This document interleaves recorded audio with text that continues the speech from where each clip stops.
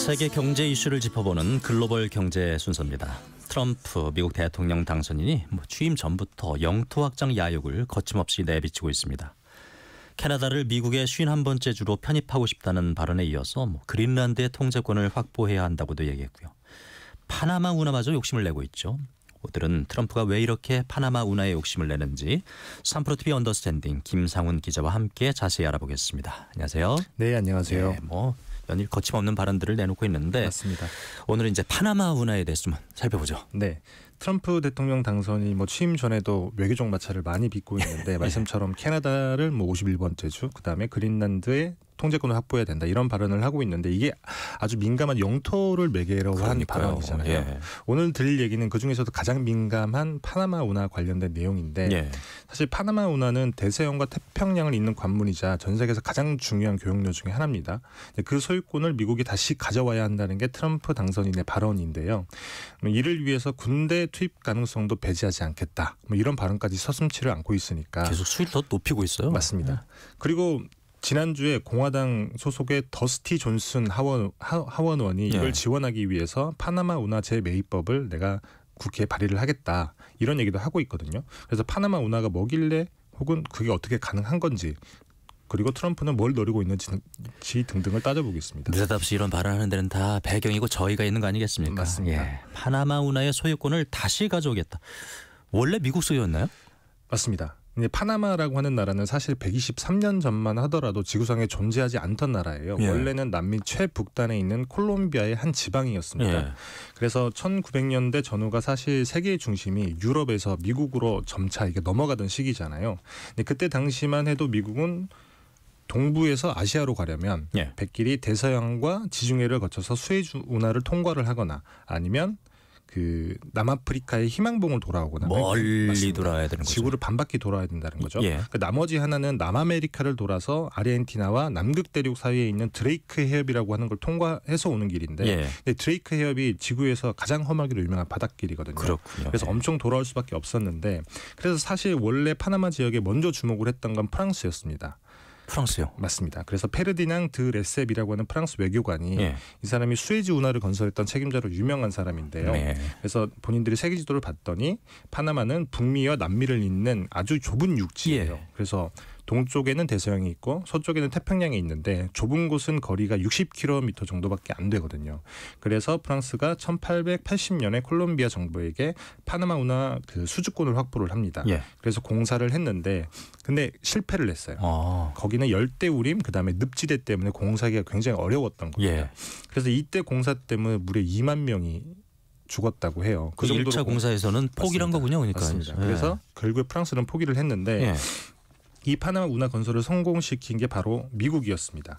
그래서 미국이 제일 처음 했던 게 먼저 뭐였냐면 1903년에 파나마를 콜롬비아로부터 독립을 시켜요. 말씀드렸다시피 파나마가 콜롬비아의 한 지방이었다고 말씀드렸잖아요. 근데 다리엔 갭이라고 하는 그 열대우림이 콜롬비아랑 파나마를 막고 있습니다. 이 다리엔 갭은 아시는 분은 아시겠지만 세계에서 가장 위험한 밀림으로 알려져 있습니다.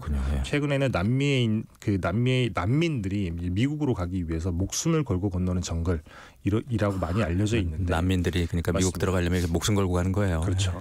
그래서 그 콜롬비아 입장에서는 다리엔 갭이라고 하는 지역이 막고 있어서 여기가 독립을 한다라고 하더라도 개입을 할 수가 없는 거예요. 그리고 바닷길 같은 경우에는 미국이 막아주니까 그래서 파나마가 일단 첫 번째로 콜롬비아로부터 무혈 독립을 하고 그런 다음에 파나마를 독립시킨 뒤에 공사에 착수를 해요.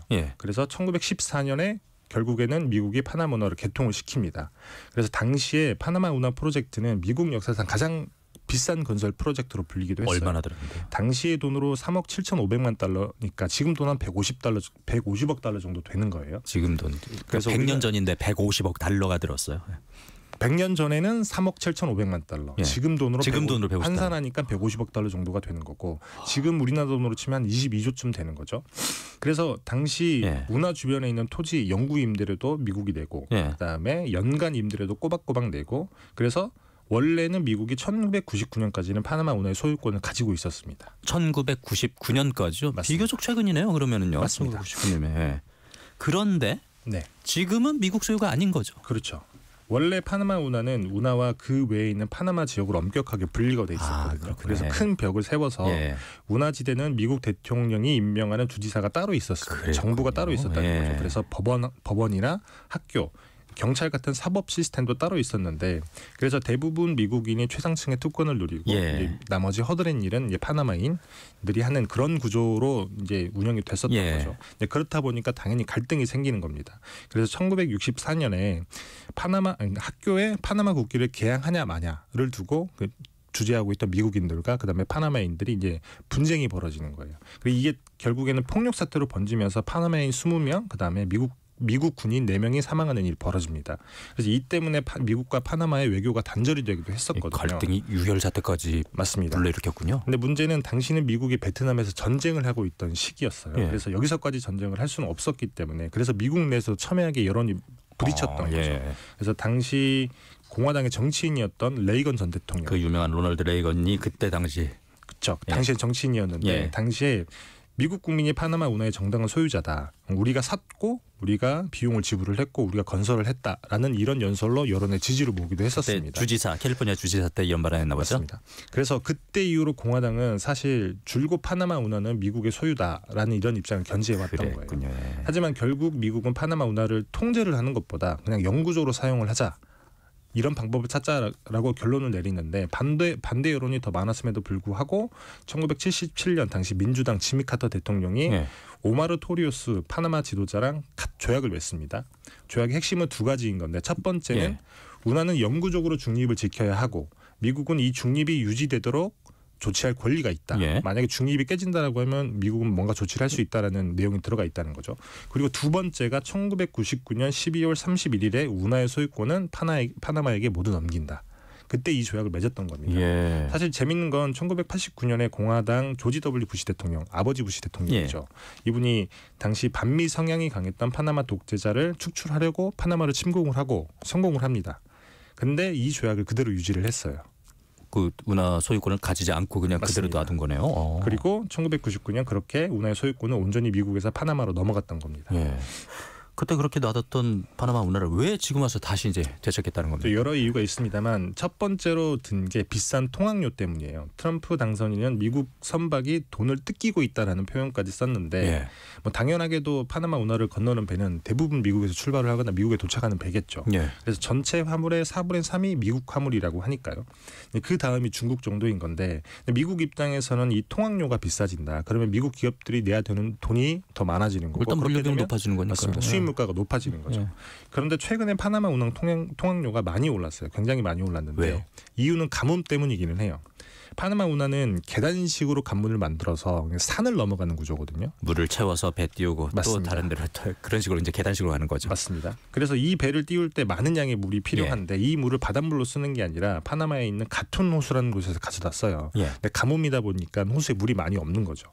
그래서 원래는 하루에 36척 정도의 배가 지났는데 36척을 22척만 지날 수 있게 줄이고 그다음에 그 선정량이라고 하죠. 배가 무거우면 안 되니까 물이 많이 들어가니까 선정량도 낮추는 방식으로 이제 조금 통항량을 줄이는데 그래서 올해 같은 경우에는 통항량이 한 3분의 1 정도까지 줄었다고 해요. 근데 당연히 넘어가려는 배는 많겠죠. 원래는 줄을 서서 넘어갔는데 그래서 파나마 운하청이 우리가 그럼 예약 시스템이라고 하는 걸 도입하겠다. 대신에 예약을 하게 되면 추가 수수료를 내야 된다. 이렇게 예약 시스템으로 예약한 배들만 넘어갈 수 있다. 이렇게 운영 방식을 바꾼 겁니다. 그래서 수수료가 많이 오른 건데 얼마나 올랐냐면 원래 운하를 지날 수 있는 가장 큰 초대형 가스 운반선이라고 하는 선박이 있습니다. 원래는 통학료가 한 $500,000 정도 됐어요. 근데 통학 예약 이제 경매를 통해서 통학 예약을 해야 되는데 시작 입찰가가 $220,000,000입니다. 절반 정도를 더 내고 시작하는 거죠. 그리고 가장 비쌌던 낙찰가는 무려 $400,000,000니까 많이 내는 사람은 8배 통학료를 더 내야 된다는 얘기가 되는 겁니다. 그렇군요. 올해부터는 더 올린다고 얘기를 하고 있고 이 때문에 다른 배길을 이용하는 배들도 있을 정도거든요. 차라리 돌아가는 게 낫겠다라고 생각하나 봐요. 그래서 트럼프의 주장은 원래 조약대로라면 중립적이어야 되고 중립적이면 공평해야 되는데 파나마가 자신들의 이익을 극대화하기 위해서 미국의 돈을 뜯어가고 있다. 이게 조약 위반이고 그래서 미국은 권리를 회복하기 위한 여러 조치를 할 수 있다. 이렇게 주장을 하는 겁니다. 일리가 있는 것처럼 들리기도 하는. 그렇죠. 미국 입장에서는 일리가 있을 수 있다고 볼 수 있죠. 그런데 운영을 하고 있는 파나마 입장에서는 또 뭐 어쩔 수 없는 거 아닌가요? 그렇죠. 통행량이 줄어들면 그만큼 버는 돈이 줄어들 테지만 그렇다고 해서 운하를 운영하는 비용이 줄어드는 건 아니잖아요. 그러면 파나마 입장에서 손해를 본 건 맞는데 근데 파나마 운하청이 벌어들이는 돈을 보면 트럼프의 말이 사실 맞기도 합니다. 가뭄이 시작된 게 2023년부터였는데 물동량이 줄어들었으면 당연히 수입이 조금 줄어들 수밖에 없잖아요. 근데 2023년 파나마 운하의 수입은 50억 달러 정도인데 전년 대비해서 15%가 늘었고요. 지난해에도 9월까지긴 하지만 어쨌든 10%가 늘어났어요. 그러니까 돈을 벌고 있는 건 맞다는 가뭄 기회 삼아서 돈 더 버는 거 아니냐라는 비판이 나온 거군요. 이걸 나쁘다고 볼 수는 없지만 이 바닷길이 우리 길이다. 라고 생각하는 미국 입장에서 보면 불공평하다라고 느낄만 하다는 거죠. 그건 그렇고 그래도 중립적이어야 한다는 조약 내용을 어긴 것 같지는 않은데 이건 뭐 또 다른 상황이 있는 겁니까 이거? 사실 이게 조약의 문구는 중립, 뉴트럴리티인데 트럼프 당선이 먼저 지적을 했던 거 불공평, unfair거든요. 그래서 또 하나 이루던 게 바로 중국입니다. 항상 뭐 여기서 중국이 나오는 하는 얘기는 중국이 뒤편에 있는 경우가 많이 있는데 2016년에 중국 란차오 그룹이란 그 기업이 대서양 쪽에 있는 파나마 최대 항구 콜론항에 있는 그 마가리타 섬이라고 하는 곳을 99년간 임대해서 개발하겠다라고 하는 계약을 파나마 정부가 맺어요. 그리고 그쪽에 바로 맞은편에 있는 크리스토발 항구라는 곳은 운영권이 홍콩에 본사를 둔 CK 허치슨이라고 하는 기업이 소유를 하고 있고요. 그런 다음에 운하 건너편 태평양 연안에 있는 발보아 항구 같은 경우에도 이 CK 허치슨이 운영을 하고 있거든요. 그래서 운하의 관문격인 항구가 5개 정도가 있는데 이 중에 3개가 다 중국 통제 하에 있는 겁니다. 그리고 파나마 같은 경우는 2018년에 라틴 아메리카 국가 최초로 중국의 1대1로에 참여한 국가이기도 하고요. 그러니까 파나마 전체에 어떻게 보면 중국의 입김이 센데 운하의 입김이 더 센 거죠. 트럼프 당선인이 보기에는 이게 조약의 영구 중립 의무를 조항을 위반했다는 거예요. 왜냐하면 운하의 양쪽 관문이잖아요. 항구가 양쪽이 중국. 그렇죠. 그러면 이제 대부분이 미국 화물인데 어떤 배가 지나가고 거의 구남도 지나가는데 이게 미국의 안보에 지대한 영향을 미칠 수밖에 없고 그렇게 되니까 이게 중립 의무를 위반한 거다라고 얘기를 하고 있는 거죠. 그러면은 파나마는 어떤 입장입니까 지금? 일단 뭐 호세 라울 물리노 파나마 대통령은 이렇게 받아칩니다. 뭐 당연한 얘기긴 한데 파나마 운하에 있는 중국 군인이 없다. 그리고 사실 항구는 운하 바깥이거든요. 그다음에 중국을 포함한 그 어떤 외국군 병력도 운하에 주둔하고 있지 않다. 우리는 중립조항을 어긴 적이 없다. 그래서 우리는 단 1제곱미터도 내줄 수 없다라고 선을 그었습니다. 재밌는 것은 중국 외교부에서 파나마 운하의 주권을 방어하는 것을 지원하겠다고 말했다는 건데 그러면은 뭐 외신보도에 그런 내용이 있더라고요. 파나마와 중국이 좀 힘을 모으고 있는 것처럼 이제 볼 수 있죠. 이런 상황에서 미국이 뭐 다시 소유권을 가져올 수 있을까요?